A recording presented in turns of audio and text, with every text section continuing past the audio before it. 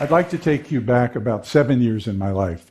Friday afternoon, a few days before Christmas, 2009, I was the director of operations at a consumer products company in San Francisco, and I was called into a meeting that was already in progress. That meeting turned out to be my exit interview. I was fired, along with several others. I was 64 years old at the time. It wasn't completely unexpected. I signed a stack of papers, gathered my personal effects, and left to join my wife, who was waiting for me at a nearby restaurant, completely unaware. Fast forward several hours, we both got really silly drunk. So, 40 plus years of continuous employment for a variety of companies, large and small, was over. I had a good network, a good reputation. I thought I'd be just fine. I was an engineer in manufacturing and packaging. I had a good background. Retirement was, like for so many people, simply not an option for me.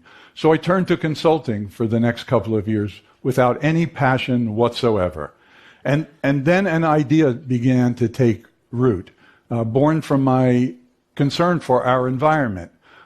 I wanted to build my own business, designing and manufacturing biodegradable packaging from waste, paper, agricultural, even textile waste, replacing the toxic disposable plastic packaging to which we've all become addicted.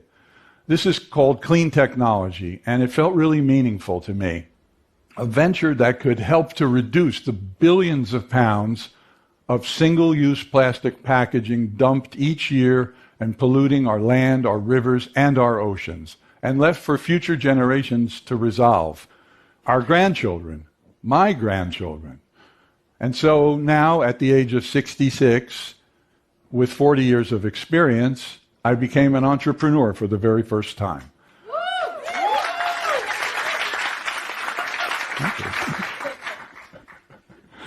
But there's more. Lots of issues to deal with.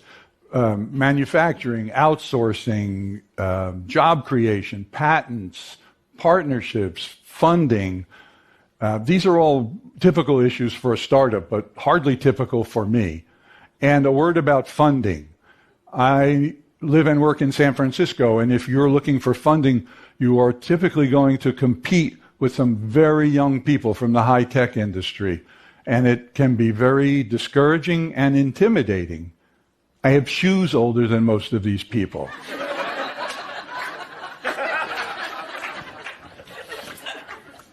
I do. But 5 years later, I'm thrilled and proud to share with you that our revenues have doubled every year. We have no debt. We have several marquee clients. Our patent was issued. I have a wonderful partner who's been with me right from the beginning, and we've won more than 20 awards for the work that we've done. But best of all, we've made a small dent, a very small dent, in the worldwide plastic pollution crisis. And I am doing the most rewarding and meaningful work of my life right now. And I can tell you there's lots of resources available to entrepreneurs of all ages, but what I really yearned for 5 years ago was to find other first-time entrepreneurs who were my age. I wanted to connect with them. I had no role models, absolutely none. That 20-something app developer from Silicon Valley was not my role model. I'm sure he was very clever.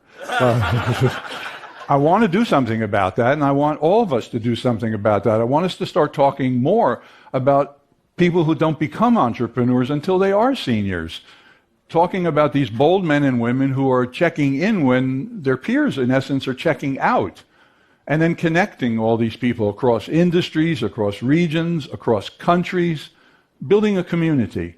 You know, the Small Business Administration tells us that 64% of new jobs created in the private sector in the USA are thanks to small businesses like mine. And who's to say that we'll stay forever small?